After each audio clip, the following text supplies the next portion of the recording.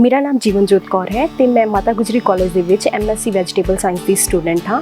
ਇੱਥੇ ਮੈਂ ਸ਼ਿਮਲਾ ਮਿਰਚਾਂ ਤੇ ਕੰਮ ਕਰ ਰਹੀ ਹਾਂ, ਸਟੂਡੈਂਟ ਰਿਸਰਚ ਕਰ ਰਹੀ ਹਾਂ, ਜਿਸ ਦਾ ਟੌਪਿਕ ਹੈ the response of different level of fertigation grown under the soilless media.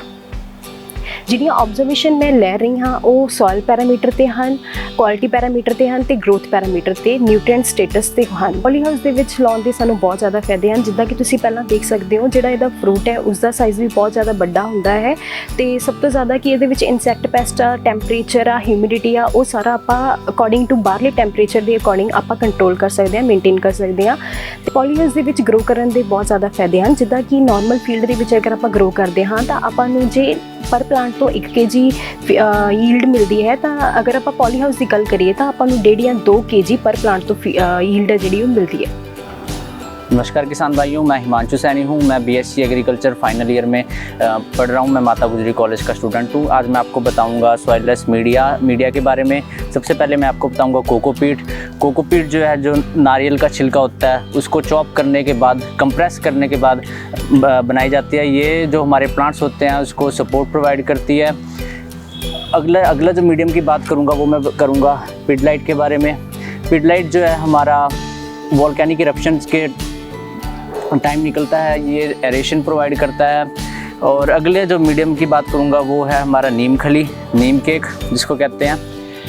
ये हम मिट्टी के अंदर डालते हैं, जो कि कीट पतंगे जितने भी हैं उसको यह दूर रखता है। I am doctor Sandeep Kumar Singh, working as assistant professor vegetable science.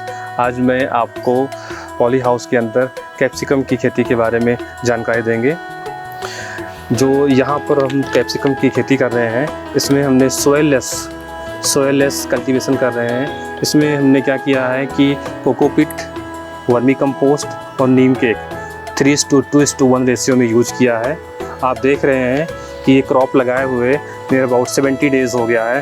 70 दिन के बाद जो इसमें आपका जो फ्रूट है, 70 दिन के बाद इसमें फर्स्ट पिकिंग स्टार्ट होने वाली है।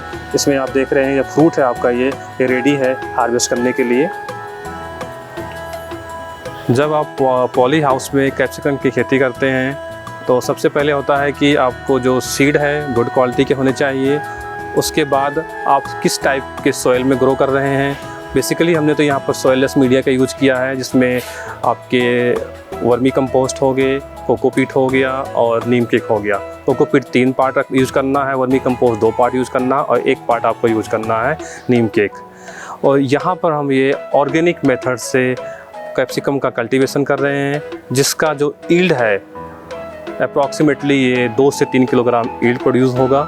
और साथ ही साथ इसको हम जो प्रोड्यूस होता है, जो हमारे यहाँ पर अमनदीप सिंह है, उनकी सहायता से हम रिटेल ऑफिस में या लोकल मार्केट में 40 रुपये किलो के हिसाब से हम जो शिमला मिर्च है उसको सेल करते हैं। और अगर फार्मर इस क्रॉप का कल्टीवेशन करता है तो नियर अबाउट 400 से लेकर 500 कुंटल वो पर हेक्टेयर में ईल्ड प्रोड्यूस कर लेगा। अगर आप पॉली हाउस के अंदर शिमला मिर्च की खेती करते हैं तो इसके बहुत सारे बेनिफिट होते हैं। अगर आप ओपन फील्ड का कंपैरिजन किया जाए तो जब आप पॉली हाउस में करते हैं, एक तो जो आपका प्रोडक्शन होता है ओपन फील्ड के कंपैरिजन में 4 से 5 गुना ज़्यादा आएगा। और पॉली हाउस के अंदर जो इंसेक्ट हैं और डिजीज़ है उसका अटैक भी कम होगा।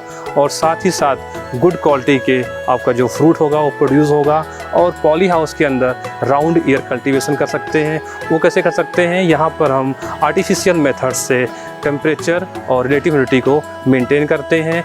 इस क्रॉप के कल्टीवेशन के लिए जो आपका टेम्परेचर का रिक्वायरमेंट है वो 25 से 30 डिग्री सेंटीग्रेड होना चाहिए। और जो रिलेटिव ह्यूमिडिटी है वो 50 से 60% होना चाहिए। और जो आप पॉली हाउस का स्ट्रक्चर देख रहे हैं, जो इसका टॉप रूट है इसका 200 माइक्रोन होना चाहिए।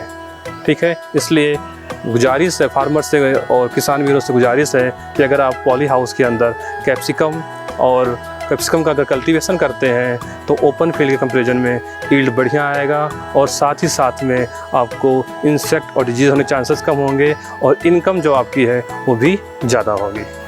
जब आप शिमला मिर्च की खेती करते हैं पॉली हाउस में, वैसे चांस तो कम होता है कि कोई इंसेक्ट डिजीज़ आने के लिए, पर कुछ केस में देखा गया है कुछ एक एफिड, जिसे आप देख रहे हैं जो एफिड है, थोड़ा सा इसका अटैक हो जाता है। इसके मैनेजमेंट के लिए आपको क्या करना है, यहाँ पर हम लोग ऑर्गेनिक मेथड से इसका कंट्रोल कर रहे हैं। बेसिकली इसमें हम नीम ऑयल और आपके पंचगव्या, 3% आपके नीम ऑयल और 5% पंचगव्या का यूज़ करते हैं for controlling of this type of paste. Good morning everyone, I am Dr. Dilip Singh Kachwaya, Head Department of Agriculture. As Mata Gujri College Department of Agriculture is running various courses and one of them is BSc Honours Agriculture, and the vision of our Director Principal Dr. Kashmir Singh is to provide maximum practical knowledge to our students so they can learn all the things in agriculture field, and when they pass out they were also able to earn something from these technical skills. So now we are in our poly house where 2 crops are there. One is cucumber and another one is capsicum. Capsicum is grown in soilless cultivation, and both our students and faculty members are doing really hard work.